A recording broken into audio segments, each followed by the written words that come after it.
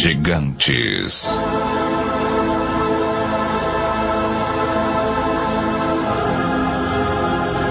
Mistério e mito. Os maias e os incas da América do Sul acreditavam que existia uma raça de gigantes na Terra antes do grande dilúvio. O mesmo se deu com muitas outras antigas civilizações. Alguns os tomaram por deuses, outros reproduziram suas imagens em pedra ou escreveram sobre eles em suas histórias. Os gregos e os romanos falaram de sangue que caiu do céu, indo regar o colo da deusa Gaia, gerando os titãs, uma raça de temidos gigantes.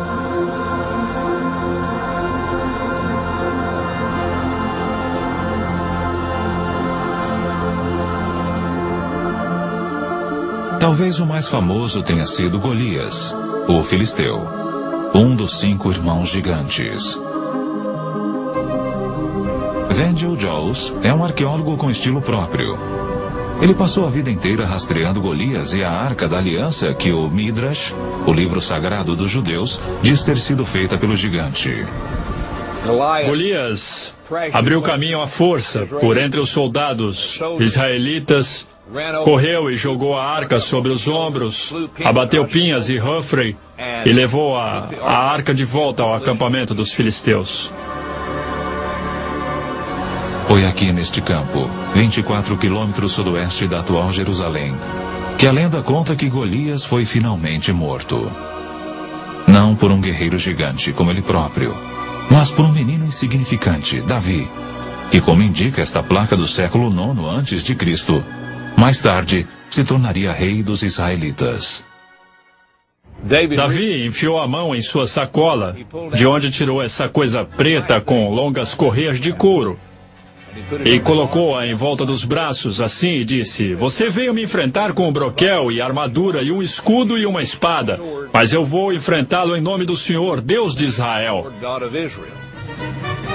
Ele então tirou outro par de correias da sacola, mas estas continham uma pedra.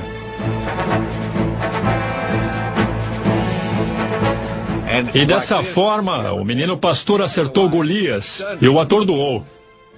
Ele não o matou. Golias caiu de 4. Davi correu até ele e tomou a espada de Golias, sua enorme espada que havia matado Hofre e Pinhas.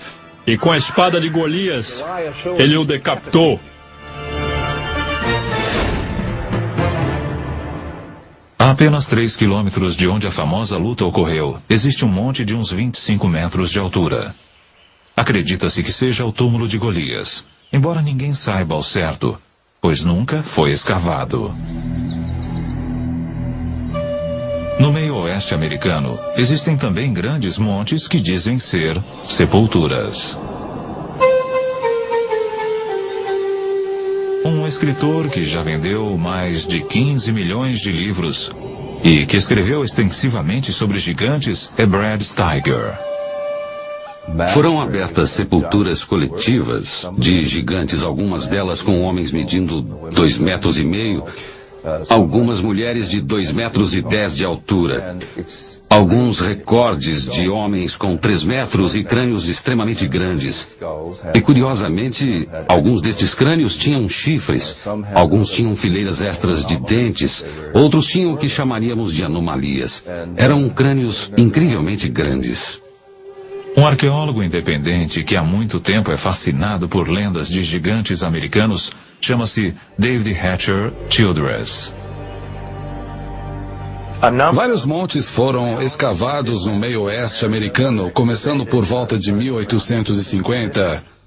E, em muitos casos, eles encontravam esqueletos de pessoas com mais de 2,10 metros de altura. E, em muitos casos, tinham fileiras duplas de dentes, bem como, em alguns casos, 6 dedos em cada mão e 6 dedos em cada pé. O esqueleto encontrado em Brideville Falls, na Califórnia, por um grupo de mineiros, primeiro eles encontraram uma parede com hieróglifos muito intrincados. Pensaram que iriam encontrar ouro por trás da parede. Eles derrubaram e acharam uma mulher segurando uma criança coberta de pele, de um pó estranho. O mesmo tipo de restos mortais de uma mulher alta e mumificada foi encontrado no Texas, no Vale da Morte e em outras partes da Califórnia. Estes antigos recortes de jornal são tudo o que resta destes misteriosos gigantes. Vencedor do prêmio de melhor jornalista do ano, Jim Marrs tem especial interesse na ciência especulativa. A arqueologia naqueles tempos ainda estava gatinhando. Qualquer um que tivesse uma pá saía por aí vendo se encontrava alguma coisa. Porém, o interessante é que, na verdade, não podemos relacionar a descoberta desses corpos mumificados e fósseis e ossos gigantes com nenhum lugar em particular. Eles foram encontrados na Grécia, na Itália, foram encontrados no Oriente Médio e na América. E mesmo que descartemos alguns como sendo mistificação ou interpretação errônea de alguma outra coisa, ainda nos resta evidência suficiente para demonstrar que em certa época eles caminharam sobre a Terra.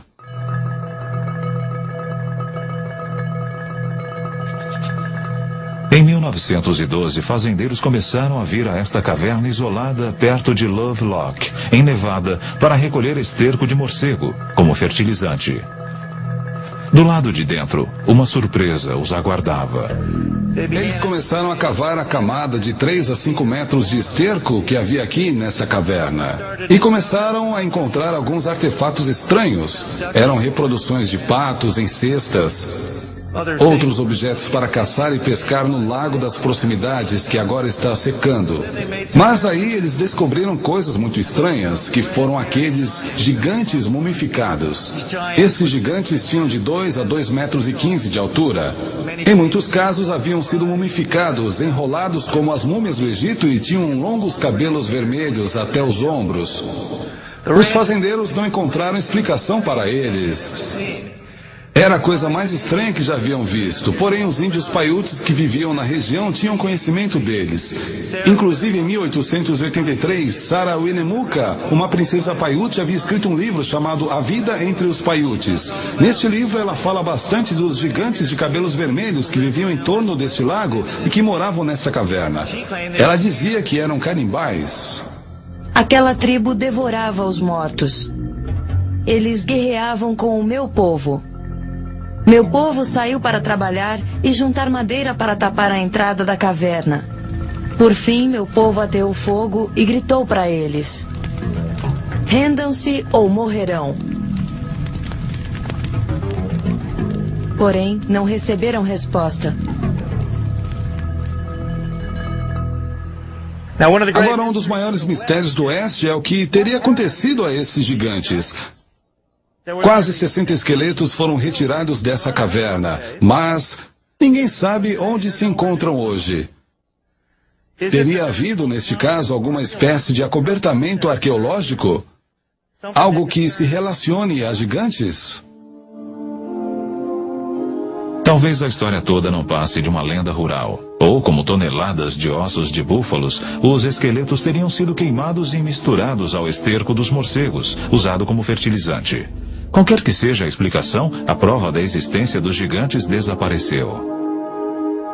Mas, ao mesmo tempo, incríveis pistas de sua existência podem ser encontradas por todo o mundo.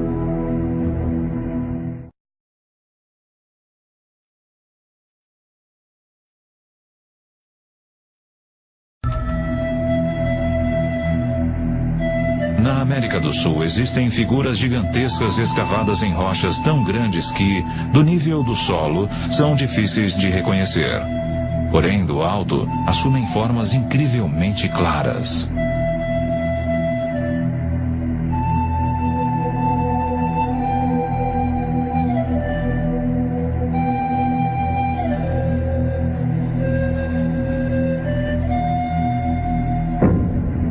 Esta aqui no Chile, conhecida como Cerro Unitas, com mais de 90 metros de altura, é considerada a maior representação de uma figura humana do mundo.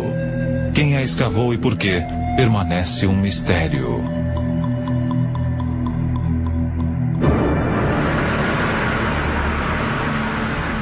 Do outro lado do mundo, no Reino Unido, outras figuras gigantes fitam o céu. Esta aqui é conhecida como Cerne Abbas, perto de Shaftesbury. Escavado na encosta gredosa, não se sabe há quanto tempo. Talvez represente o herói mitológico Hércules. 260 quilômetros dali, o homem de Wilmington. 85 metros dos pés à cabeça, ele emerge das encostas inglesas como um deus gigante de outra era. A Grã-Bretanha está repleta de sítios assim, relacionados com gigantes. Jennifer Westwood é uma autoridade em folclore inglês. E no começo, a Grã-Bretanha era habitada apenas por gigantes. E naquele tempo era chamada de Albion. Depois da queda de Troia, um herói chamado Brutus veio até aqui com todos os seus homens e decidiu conquistar Albion. Eles, então, lutaram por uns tempos contra esses gigantes muito selvagens e mataram a maioria deles. Porém, mantiveram vivo um, chamado Gog-Magog, de 3 metros e 60 de altura. E ele teve de enfrentar, numa luta, o Duque da Cornualha, chamado Corinius. Um de cada vez levou vantagem. E aí Gog-Magog partiu algumas costelas de Corinius. Este ficou tão enfurecido que simplesmente ergueu esse gigante de quase 4 metros, correu com ele até a costa e o atirou do penhasco. O gigante se espatifou nas pedras abaixo e seu sangue tingiu as rochas de vermelho.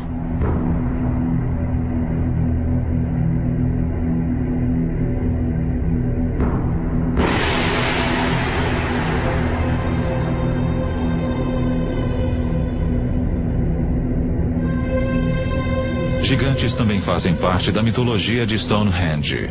Sem dúvida, a mais famosa estrutura megalítica do mundo. Estas sólidas pedras eretas, a maior com 10 metros de altura e pesando 50 toneladas, foram erigidas aqui há milhares de anos. Os primeiros bretões chamaram o círculo de pedra de dança de gigantes e acreditavam ter sido construído por gigantes. Quem realmente construiu Stonehenge e como são mistérios que ainda persistem. Talvez, no fim, tenhamos de recorrer às lendas em busca de uma resposta. Alguém no passado, com uma tecnologia que nós não temos, ou um poder mágico que não possuímos, é quem teria construído essas coisas.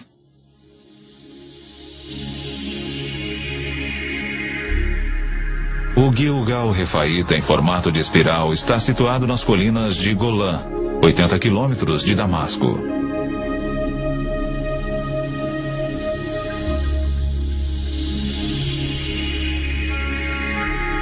Estima-se que tenha sido construído com 40 mil toneladas de pedras soltas. É extraordinariamente parecido com Stonehenge. Ambos foram datados de cerca de 5.000 anos de idade e possuem pedras megalíticas semelhantes. Dizem que o Gilgal, como Stonehenge, também está relacionado com gigantes. Só que neste caso, há um texto bíblico que parece corroborar essa afirmativa.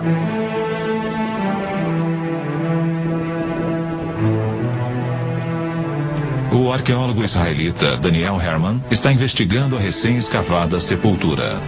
Este é o túmulo de alguém, obviamente um homem muito poderoso. Vejam o tamanho das lajes de pedra utilizadas. Isto deve ter consumido um tempo e um esforço enormes para construir.